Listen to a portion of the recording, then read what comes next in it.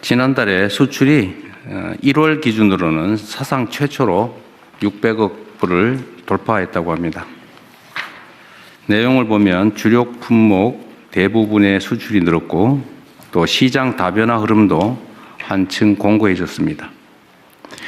이러한 지표 개선이 실제 우리 국민들의 삶을 변화시키는, 그리고 국민들이 체감할 수 있는 변화로 이어지기 위해서는 대기업, 수도권, 경력자 중심의 전통적인 시스템을 넘어서는 전략이 필요합니다. 더군다나 인공지능 대전환 가속화에 따라 경제 성과는 더욱 소수에 집중되고 일자리도 구조적으로 줄어들 수밖에 없습니다. 보다 많은 국민들께서 자유롭게 도전하고 또 혁신의 문을 두드릴 수 있도록 경제 체질을 완전히 바꿔 성장의 깊이와 폭을 넓혀야 할 때입니다. 이를 위해서는 누구나 아이디어만 있으면 창업할 수 있도록 창업의 문턱을 낮추고 파격적인 제도 혁신 그리고 자금 지원이 있어야 되겠습니다. 특히 창업 관련 규제 전반을 제로 베이스 차원에서 손볼 필요가 있습니다. 인공지능 시대에는 도전과 실패를 성공의 밑거름으로 삼는 사회가 현재의 위기를 넘어 더 큰 번영의 기회를 누릴 수 있습니다. 누구나 쉽게 창업에 도전하고 또 성공할 수 있는 창업 중심 국가로의 대전환에 정부 역량을 총 집중해야 되겠습니다. 날씨도 춥고 또 여러 가지 환경들도 어렵습니다. 이런 상황에서 어려운 이웃들에게 따뜻한 온기를 전하기 위한 희망 2026 나눔 캠페인 결과 사상 최초로 5천억 원이 넘는 금액이 모금됐습니다.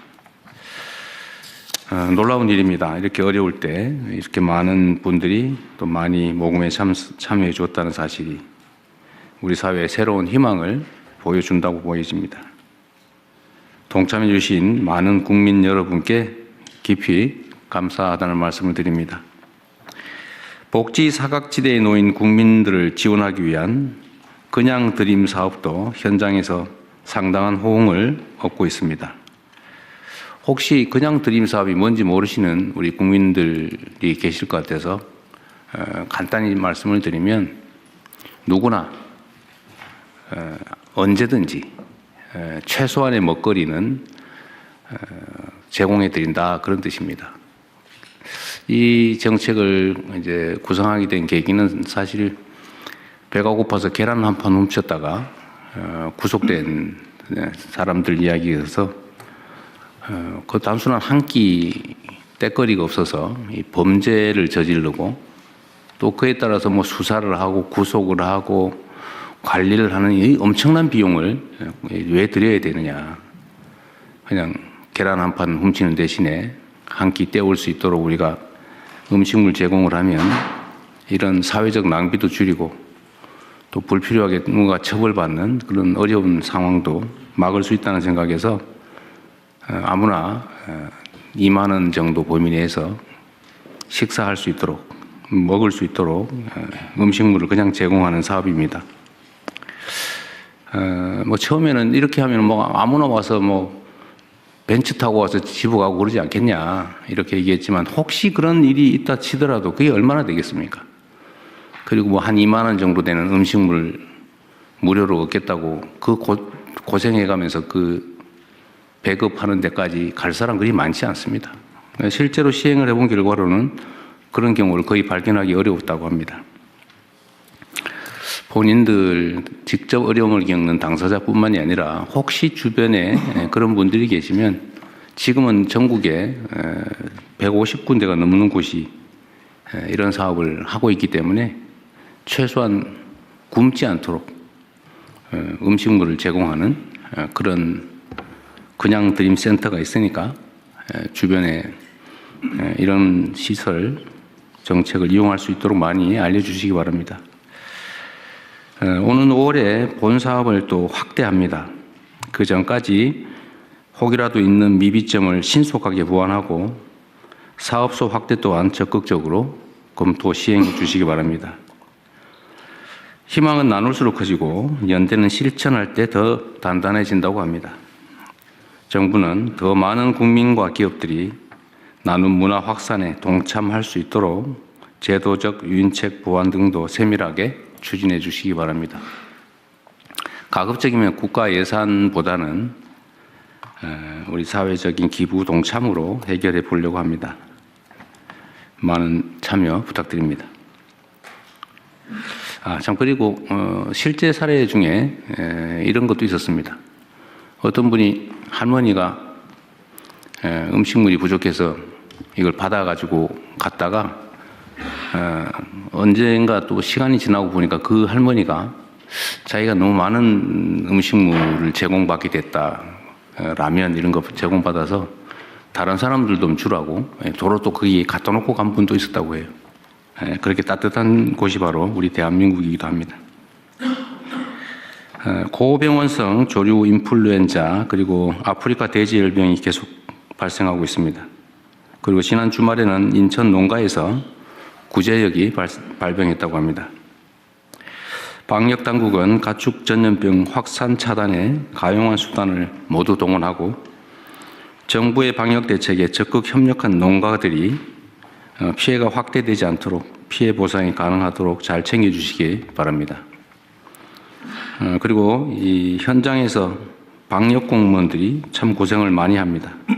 이 방역 공무원들의 안전에도 신경 써주시고 이들이 그 고통에 대해서 그 고생에 대해서도 보상받을 수 있도록 잘 챙겨주시면 좋겠습니다. 곧 설 명절이 다가오기 때문에 물가 안정에 총력을 기울여야 합니다.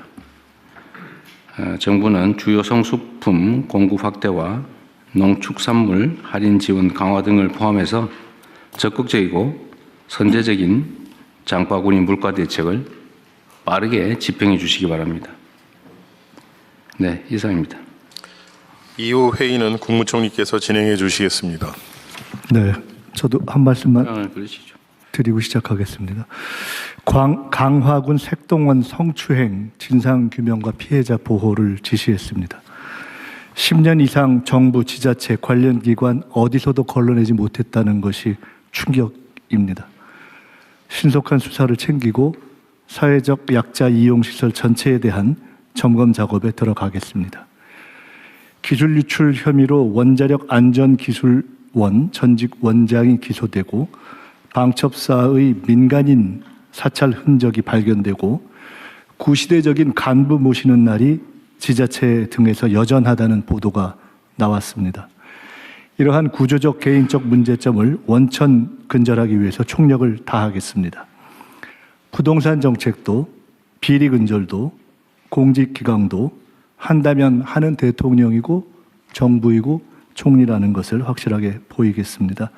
올 중반으로 예정되어 있는 업무 보고가 성과 보고가 될 수 있도록 각 부처의 핵심 과제를 직접 챙기는 군기반장 역할을 올해는 하겠습니다.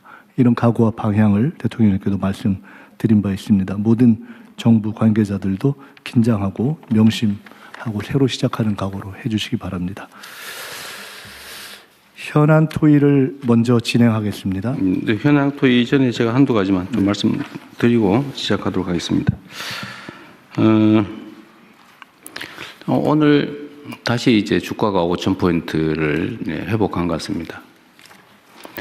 근데 참 안타깝게도 우리 사회의 환경이 개선되면 다 축하하고 격려하고 또 더 잘 되도록 힘을 합치는 게 저는 우리 공동체 인지상정이라고 생각하는데 주가 폭락하니까 좋아하는 사람들이 있어요. 왜 그러는지 잘 모르겠습니다. 그리고 주가는 올리려고 그러면서 왜 집값은 누르냐 뭐 이런 얘기도 있어요. 주가와 집값은 좀 다릅니다. 주가는 기업 활동에 도움이 되죠. 또 주가 올랐다고 누가 피해보는 사람 없습니다. 집값은 집값이 오르면 이게 투자 자산이 집값에 또 부동산에 매여가지고 생산적 영역에 사용되지가 못해서 그 사회 경제 구조가 왜곡됩니다. 또 집값이 부당하게 오르면 집 없는 사람들이 너무 고통스러워지죠. 그 자원 배분이 또 왜곡됩니다. 그 집값과 주가를 같은 선상에 놓고 판단하면 안 된다. 저는 이게 좀 모르면 그런 생각을 할 수도 있는데 최소한 사회의 지도적 입장에 있는 사람들이 그렇게 얘기를 하거나 또는 그런 식으로 선동하는 것은 참 옳지 않다 그런 생각이 듭니다. 그리고 제가 조금 전에 어디 보니까 우리 곽이 부총리께서 저기 일 열심히 잘하는 직원들 포상했다는 게 어디 돌아다니대요? 네. 특별 포상 그러셨어요? 지급했습니다. 다른 부처들도 좀 많이 하세요. 뭐 조용히 하고 있는지 모르겠는데 가능하면 요란하게 하세요. 왜냐하면 이게 이제 공직사회가 이게 너무 이렇게 딱딱하고 야단만 치고 맨날 좀 그래서 좀 이렇게 의욕이 잘 안 생기는 경우들이 있는데 공직자들이 적극적으로 능동적으로 일을 해야 사회가 발전이 됩니다. 우리 사회의 가장 강력한 집단이 공직사회죠, 사실은. 규모도 가장 크고 영향력도 큽니다. 여기가 이 공직 구성원들이 의욕을 가지고 적극적으로 능동적으로 일할 때 하고 막 시키는 거나 겨우 하고 뺀질뺀질 거리고 의무 외에는 안 하고 이렇게 되면 절대로 안 되죠. 그래서 포상이나 칭찬도 좀 많이 하십시오. 1,000만 원, 뭐 350만 원 이렇게 주시고 그랬더라고요. 네, 뭐 잘하셨어요. 네, 많이 주세요. 계속하겠습니다. 네. 다른 부처들도 좀 하세요. 직원들 잘하는 거 발굴해가지고. 그래야 또 공직자로 국가와 국민을 위해서 봉사하는 재미가 있지 않겠습니까? 그리고 우리 법무부 오늘 대검찰청 보고가 하나 있네요. 민생 침해 사범. 이건 일단 보고 별도로 하실 거죠? 예, 그렇습니다. 문서인데, 예, 그러십시오. 그렇게 하고. 하여튼 요새 대한민국 물가가 전 세계에서 가장 높은 축에 속하는데 뭐 여러 가지 이유가 있겠지만 뭐 부동산도 한 원인이겠고 또 하나는 이게 독과점적 지위를 남용해가지고 그 과도하게 높이 가격을 책정하는 것도 한 원인인 것 같아요. 똑같은 조건에서 외국보다 우리나라가 훨씬 더 비싼 건 이해하기 어렵죠. 그런데 이게 검찰이 어쨌든 민생사범 단속을 잘 해가지고 상당한 성과를 냈는데 정말 잘하셨습니다. 이게 원래 할 일이고 또 역량도 있는 조직인데 앞으로도 이런 민생사범 단속은 좀 철저히 해주시기 바라고요. 좀 이따 보고할 때 한꺼번에 얘기하도록 하겠습니다. 네, 그 준비된 안건 토의 시작하시죠. 네. 연명 의료 결정 제도 개선 및 활성화 방안 보건복지부 장관께서 발제해 주시기 바랍니다. 네, 복지부 장관입니다. 연명의료 결정제도 개선 및 활성화 방안에 대해서 보고드리겠습니다. 보고 배경입니다. 2018년 연명의료 결정법 시행 이후 연명의료를 받고 싶지 않다는 비율은 77%까지 높아지고 있으나 실제 연명의료를 시행하지 않거나 중단한 환자는 전체 사망자의 19.5% 수준입니다. 보건복지부는 생애 말기 존엄한 삶을 위해 연명의료 결정제도를 활성화하고 생애 말기 돌봄 체계를 구축하고자 합니다. 문제점입니다. 먼저 죽음에 대한 논의를 기피하는 문화, 연명의료의 상담과 정보 접근성의 제약으로 연명의료에 대해 사전에 충분히 고민하기 어려운 여건입니다. 사전 의향서가 있어도 연명의료를 중단, 유보할 수 있는 임종 과정에 대한 판단이 어렵고 수행 가능한 의료기관이 부족합니다. 연명의료 중단 이후에 선택할 수 있는 생애 말기 돌봄 서비스가 부족한 실정입니다. 말기 암 환자의 호스피스 이용률은 27.2%입니다. 다음은 개선 방안입니다. 먼저 연명의료에 대한 사전 의향 결정을 통해 웰다잉에 대해 미리 숙고하는 문화를 확산하겠습니다. 사전 의향서 등록 기관을 확대하고 환자의 가치관을 반영하도록 사전 의향서의 서식을 개편하겠습니다. 연명의료 결정을 포함한 웰다잉에 대해 준비해야 할 사항에 대한 포괄적인 홍보를 강화하겠습니다. 둘째, 연명의료 결정이 존중되는 기반을 확충하겠습니다. 연명의료 계획서 작성하는 시기를 현재의 말기 시점에서 말기가 예견되는 시점으로 확대하고 연명의료, 생애 말기 돌봄 등에 대한 표준 상담 프로세스를 보급하고 상담 활성화 지원 방안을 마련하겠습니다. 현재 임종기로 한정되어 있는 연명의료 유보 중단 가능 시기에 대해 사회적 합의를 거쳐서 적용 범위를 말기까지 확대하고 구체적인 기준을 마련하겠습니다. 무연고자와 고립 단절 노인 등에 대한 연명의료 결정을 위해 법령 보완 방안을 마련하고 연명의료 수행 의료기관도 확대하겠습니다. 셋째, 연명의료 결정 이후 존엄한 생애 말기와 임종 지원을 위한 체계를 구축하겠습니다. 의료기관 호스피스를 확충하고 말기 환자에게 적용할 수 있는 표준진료 가이드라인을 보급하겠습니다. 요양시설에서는 임종 돌봄에 대한 계약의사의 역할을 강화하고 종사자 교육, 임종실 설치를 확대하겠습니다. 가정형 호스피스, 재택의료센터 등을 확충하고 통합돌봄과 연계하여 재가 임종 방안을 마련하겠습니다. 또한 자택 임종 시에 사망을 확인하는 절차에 대해 관계부처와 협의하여 개선 방안을 마련하고 생애 말기 돌봄 서비스에 대한 통합적이고 체계적인 정보 제공을 강화하겠습니다. 향후 계획입니다. 웰다잉에 대해 숙고하는 문화를 확산하기 위해 공공기관, 유관단체 등과 협업하여 웰다잉 문화와 관련 제도에 대한 통합적이고 체계적인 정보 제공과 상담, 연계를 추진하겠습니다. 전문가, 국민이 참여하는 공론화를 통해 제도를 개선하고 생애 말기 돌봄 서비스 확대를 위한 거버넌스도 강화하겠습니다. 이상 보고를 마치겠습니다. 네, 다른 부처들 의견 있으면 말씀하시고요. 예, 법제처장입니다. 네. 지금 사전 연명 의료 의향서를 등록할 수 있는 기관이 현행법 11조에 보면은 보건소뿐만 아니라 공공기관까지도 포함이 되어 있습니다. 근데 공공기관 이외에 주변에서 쉽게 접근할 수 있는 주민센터 같은 곳으로도 확대하는 게 연명 의료 의향 등록을 활성화하는 길이 아닌가 싶고요. 한 가지 더 말씀드리면 자택 사망 병원에서 연명 치료를 하지 않으면 호스피스 시설에 들어가거나 자택이 있어야 되는데 호스피스 시설은 굉장히 제한돼 있고 결국 자택에서 사망을 해야 되는데 자택에서 사망할 경우에는 이 경찰에서는 변사 사건으로 일단은 봅니다. 그래서 병원으로 가서 사체 검안서라든가 진단서를 요구하는데 굉장히 형식적이고 떠넘기기식이고 병원에서도 사실상 한쪽 구석에 방치돼 있다가 하루 이틀을 그냥 보내기도 합니다. 그래서 이런 문제는 반드시 해결이 돼야 될 것 같습니다. 좋은 지적 같습니다. 이게 이 개인적 경험 얘기하기는 좀 그런데 아주 오래전이긴 한데 제 선친께서 돌아가시고 난 다음에 사체 검안서 떼느라고 엄청 고생했어요. 근데 아마 앞으로도 똑같이 오히려 더 엄격해질 가능성이 많은데 그 법제처장 지적이 일리가 있습니다. 잘 챙겨봐 주시고요. 네, 또 없으면 저도 의견 하나 말씀드리도록 할게요. 하여튼 이게 이미 이제 회생불능이고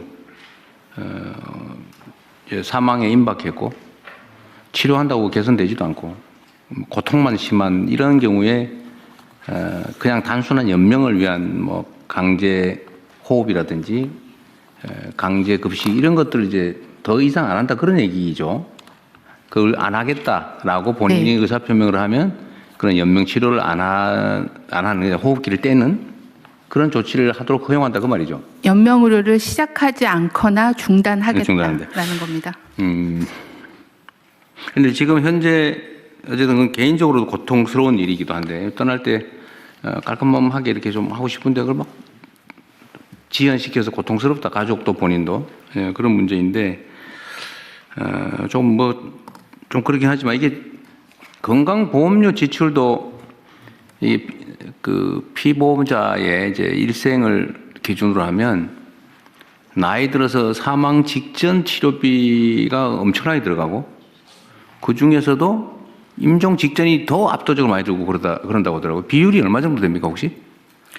금액을 정확하게 제가 추산해서 기억하지 못하는데요. 이제 사망 직전의 1년이나 뭐 그 시기에 치료비가 제일 많이 집행되는 걸로 예, 평가하고 있습니다. 뭐 70%, 80% 이런 얘기도 있던데. 네, 네. 그 정도 비율입니다. 대통령님, 돌아가시기 3개월 전에 약 60% 의료 수가를 쓰고 사망을 3개월 전에. 네, 낫지도 않으면서 그러니까 연명 치료하면 엄청난 비용이 들어가요. 그렇습니다. 이게 본인도 괴롭고 가족들도 힘들고 네. 건강보험료도 그렇고 뭐 하여튼 그런 문제가 있어서 이거를 본인이 원하면 더 이상 하지 않는 걸로 하자. 본인과 가족이 동의하에 본인도 동의해야 되고 가족도 동의해야 돼요. 네. 일단은 본인이 사전에 의향서를 먼저 써놓으면 본인 의사가 확인이 되고요. 그다음에 말기 환자라고 하면 의사하고 상담해서 연명의료 계획서를 환자랑 의사가 쓰면 본인의 의사로 연명의료를 중단할 수 있는데 그걸 사전에 해놓지 않으면은 그다음엔 가족의 동의가 있으면 가능합니다. 하여튼 이건 매우 중요한 제도고 하여튼 이게 불편하지 않도록 또 어쩌면 쉽게 할 수 있는 거 외에 저는 뭐 일종의 인센티브라도 있으면 좋겠어요. 그게 뭐가 될지 모르겠는데 사회적으로도 이익이기 때문에 그 점을 잘 조정을 할 필요가 있지 않을까 싶습니다. 네, 현재 저희가 생각할 때는 연명의료를 안 하겠다고 결정을 하면 사망하실 때까지 제대로 된 말기 돌봄이 가야 되거든요. 근데 통증 관리나 아니면 다른 관리들이 이제 병원이나 재가에서 돼야 되는데 그런 제공 기관이 좀 부족하다 보니 연명의료를 결정하더라도 제대로 된 임종 서비스를 못 받는 문제가 좀 있어서 그 부분을 저희가 확충하는데 복지부가 집중하려고 하고 있습니다. 특히 최근에 이제 지역사회 통합 돌봄이 활성화가 되기 때문에 재택에서도 그런 임종 돌봄을 받을 수 있게 네. 그 부분에 대한 거를 뭐 수가나 아니면은 이제 매뉴얼 같은 걸 만들고 또 의료진에 대한 교육을 해서 재택 임종을 강화하는 네. 부분들, 호스피스 강화하는 부분들을 계획을 하고 있습니다. 그러니까 연명 치료 안 하고 재택 임종을 할 경우에는 인력과 비용이 더 들겠죠. 그런데 그게 병원에서 연명 치료를 하는 것보다는 훨씬 적게 들겠죠. 네, 그렇습니다. 그럼 과감하게 투자를 하는 게 맞죠. 네. 네. 그렇게 하십시오. 기획을 좀 해서. 네, 추가적 의견 없으시면 이상으로 토의를 마치고요. 해당 사안에 대해서는 다음 부처 보고를 하겠습니다. 다주택자 양도소득세 중과 유예 종료 및 보완 방안을 재정경제부 장관께서 보고해 주시기 바랍니다. 예, 다주택자 양도소득세 중과 유예 종료 및 보완 방안에 대해서 보고를 드리겠습니다. 다주택자가 보유한 조정 대상 지역의 주택 양도 시에 현재는 이제 기본 세율에다가 2주택자는 20% 포인트를 더 올리고, 그다음 3주택자 이상은 30% 포인트를 올리는 그런 제도를 운영하고 있습니다. 그러나 이 제도가 2022년 5월 9일부터 해서 금년 5월 9일까지 4년간 중과 유예를 한시적으로 유예하고 있습니다.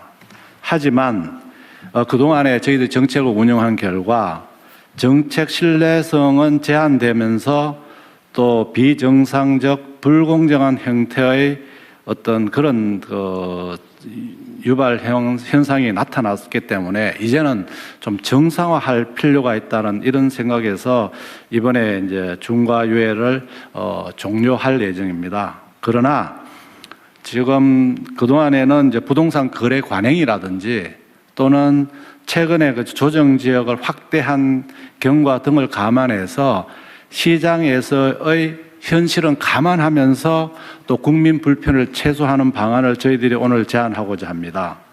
첫 번째는 강남 3구와 용산 등 기존에 이 제도를 적용하고 있던 지역에 대해서는 원칙적으로 5월 9일까지 잔금을 다 납부해야지만 이 유예를 받을 수 있겠습니다만 너무 기간이 촉박한 관계로 5월 9일까지 계약만 하고 3개월 이내에 잔금 또는 등기를 하는 경우까지도 저희들이 시장에 어떤 할 수 있는 적응력을 높이는 방안을 하려고 하고 있고요. 이 외에 금년 10월 15일에 신규 지정된 조정 지역은 5월 9일까지 계약을 하고 3개월은 좀 짧을 것 같아서 6개월 내에 잔금을 지불하거나 등기를 하는 경우까지 유예를 하는 방안을 오늘 제안을 드립니다. 오늘 국무회의 토의 결과와 여론 수렴 등을 거쳐서 조속히 다주택 중과 유예 종료 방안을 마련해서 법령 개정 등 사후 절차를 추진할 계획으로 있습니다.